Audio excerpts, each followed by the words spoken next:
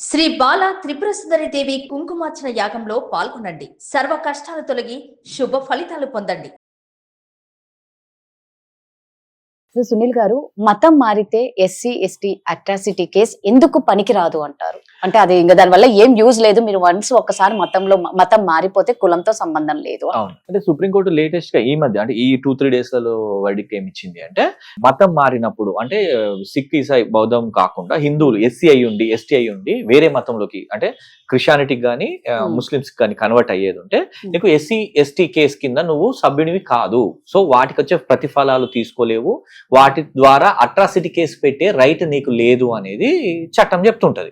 ఇది as per constitution, మనం చెప్పేది కాదు. కాకపోతే ఇక్కడ జరిగిన కేసు ఏంటంటే, రీసెంట్ గా జరిగిన కేసు ఏంటంటే, ఒక పాస్టర్ ఏం చేస్తాడంటే కొందరి మీద ఎస్సీ ఎస్టీ కేసు పెడతాడు, నన్ను అట్రాసిటీ కింద నన్ను అవమానించినారని పెడితే అతను ఏపీ హైకోర్టు ఏం చెప్తుంది అంటే, మీరు మతం మారినారు, ఫాస్టర్ గా 7 ఏళ్ల నుంచి ఉన్నారు, సమ్ ఇయర్స్ నుంచి ఉన్నారు కాబట్టి మీరు ఎస్సీ ఎస్టీ కింద మీరు పెట్టలేరు అని చెప్తుంది అన్నట్టు.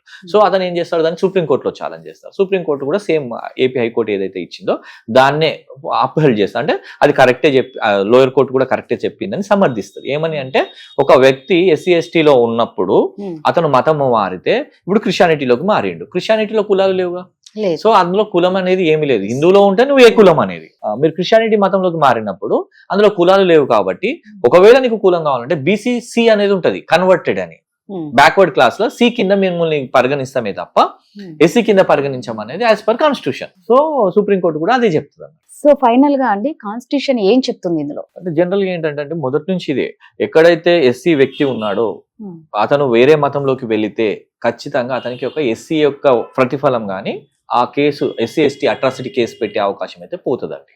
కాన్స్టిట్యూషన్ లో ఉంది. కాకపోతే చాలా మంది ఏం చేస్తారంటే మతంలోకి మారుతారు కానీ ఈ ఎస్సీ ఫలాలు ఆబ్టైన్ చేసుకుంటున్నారు, కావాలి అంటున్నారు. సో ఫైనల్ వర్డిక్ట్ అయితే వచ్చినది కాబట్టి ఇక సుప్రీంకోర్టు ఇస్ సుప్రీం. అంతే. బట్ కానీ ఇలాంటి కేసులు పెట్టే వాళ్ళు చాలా తక్కువ మంది ఉంటారు కదండి. అట్లనే ఏం లేదు, ఇక్కడ చాలా కేసులలో ఇది కన్ఫ్యూజ్ ఉండే ఇన్ని రోజుల నుంచి. కాకపోతే ఏంటంటే ఒక అడ్వకేట్ గా చాలా మందికి ఇది అర్థమై ఉంటది, ఎస్సీ ఎస్టీ అనేది మతం మారితే బీసీసీ వస్తుందని యాజ్ పర్ కాన్స్టిట్యూషన్ తెలుస్తుంది. కానీ ఇప్పుడు మతం మారిండా లేదా అనే దాన్ని ప్రూవ్ చేసుకోవాల్సి వస్తుంది. అంటే ఇప్పుడు పాస్టర్ ఉంటాడు, అతను నేను హిందూనే అంటే ఎస్సీ ఎస్టీనే అని చెప్తాడు, ఒక దిక్కేమో నేను క్రైస్తవంలో ఉన్నది. ఆ కన్ఫ్యూజన్ లో చాలా మందికి కన్ఫ్యూజన్ వచ్చి ఉంటది. సునీల్ గారు, మరి ఇప్పుడు ఈ ఎస్సీ ఎస్టీలో ఉన్న పర్సన్ క్రిస్టియానిటీలోకి చేరితే వీళ్ళ జాబ్ పరంగా గానీ లేదు అంటే పిల్లల విషయంలో ఎలా ఉంటుంది? అంటే జనరల్ గా ఇక్కడ ఎస్సీ ఎస్టీ ఉన్నారండి, ఎస్సీ ఎస్టీ వాళ్ళు క్రైస్తవంలోకి వెళ్ళారు, కానీ జాబ్ అప్పుడు వాళ్ళు ఏం చెప్తారు, మేము ఎస్సీ కిందనే ఉన్నాము, ఎస్సీ సర్టిఫికేట్ ప్రొడ్యూస్ చేస్తే మాత్రము ఎస్సీ జాబ్ కింద కొడితే జాబ్ తీసేసే అవకాశాలు కూడా ఉంటాయి. అంటే వాళ్ళని ఎవరు ఛాలెంజ్ చేయరు, ఎందుకంటే ఒకరు జాబ్ బోడగొట్టే వ్యక్తిత్వం ఎవరికి ఉండదు. కానీ జనరల్ గా అయితే క్రైస్తవంలోకి పోతే వాళ్ళు బీసీసీ కింద రిజర్వేషన్ వస్తుంది తప్ప ఎస్సీ కింద రిజర్వేషన్ రాదు. ఇది యాజ్ పర్ కాన్స్టిట్యూషన్. కానీ చాలా మంది ఏం చేస్తారు, క్రైస్తవంలో ఉంటారు కానీ ఎస్సీ ఎస్టీ సర్టిఫికెట్లు వాడుకుంటారు కాబట్టి ఆ జాబులు కూడా ఎవరైనా ఛాలెంజ్ చేస్తే పోయే అవకాశాలు ఉంటాయి కంపల్సరీ. చాలా మంది మరి వాళ్ళ పిల్లల విషయం ఎలా ఉంటుంది? ఇక పిల్లలకు వచ్చేసరికి ఎట్లా ఉంటది అంటే, తండ్రిది ఏ క్యాస్ట్ అయితే ఉంటుందో అదే క్యాస్ట్ పిల్లలకు రావాలి యాజ్ పర్ లా. చాలా సందర్భంలో సింగిల్ ఉమెన్ ఉంటారు. సింగిల్ ఉమెన్ అంటే ఏంటి, హస్బెండ్ తో డిపార్ట్ అయ్యి ఎక్కడ ఫాదర్ నేమ్ వాడకుండా మొదటి నుంచి డిఫరెంట్ గా ఉండి ఓన్లీ మదర్ దగ్గర ఉంటేనే అప్పుడు తల్లిది వస్తుంది. జనరల్ ఒక బీసీ అబ్బాయి ఉన్నాడు, ఎస్సీ అమ్మాయి ఉంది, ఇద్దరు మ్యారేజ్ చేసుకుంటే బీసీ ఫాదర్ కాబట్టి బీసీదే రావాలి అతనికి యాజ్ పర్ లా ఇది. కానీ చాలా సందర్భంలో ఏం చేస్తారు, మదర్ ఎస్సీ సర్టిఫికేట్ తీసుకుంటారు, ఎవరైనా ఛాలెంజ్ చేస్తే అది కూడా పోయే అవకాశాలు ఉంటాయి. అదే సింగిల్ మదర్ అయితే ఆ ప్రాబ్లం రాదు. సింగిల్ మదర్ అంటే యూ హావ్ టు ప్రూవ్ కదండి, ఎంఆర్ఓ దగ్గర క్లియర్ గా చేయాలి. ఏంటి, నాకు హస్బెండ్ డిపార్ట్ అయినాడు, ఆయన లేడు, నేను సొంతగా బతుకుతున్నాను, సింగిల్ పేరెంట్ లాగా ఉన్నాము అంటే మీకు ఎక్కడ తెలిసిపోతుంది అంటే, వాళ్ళు మొదటి నుంచి ఫాదర్ పేరు రాయరు, రాసిండ్రు అంటే వాళ్ళ ఫాదర్ తో ఉన్నట్టే కదా, అక్కడ దొరికిపోతుంది. ఓకే.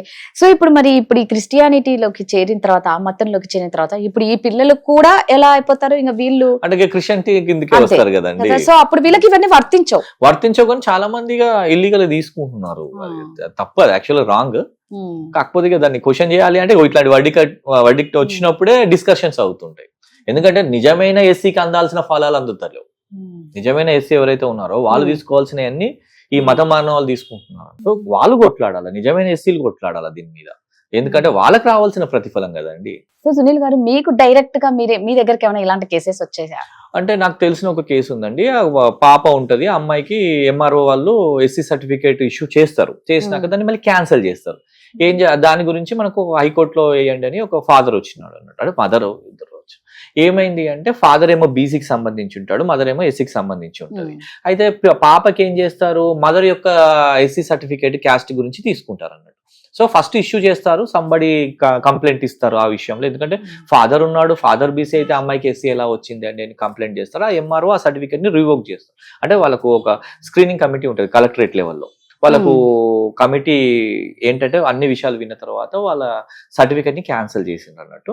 కాకపోతే ఇక్కడ ఏమైంది అంటే ఫస్ట్ వీళ్ళు తీసుకున్నది ఏమో మదర్ యొక్క క్యాస్ట్ ని తీసుకున్నారు అమ్మాయికి ఎస్సీ కింద.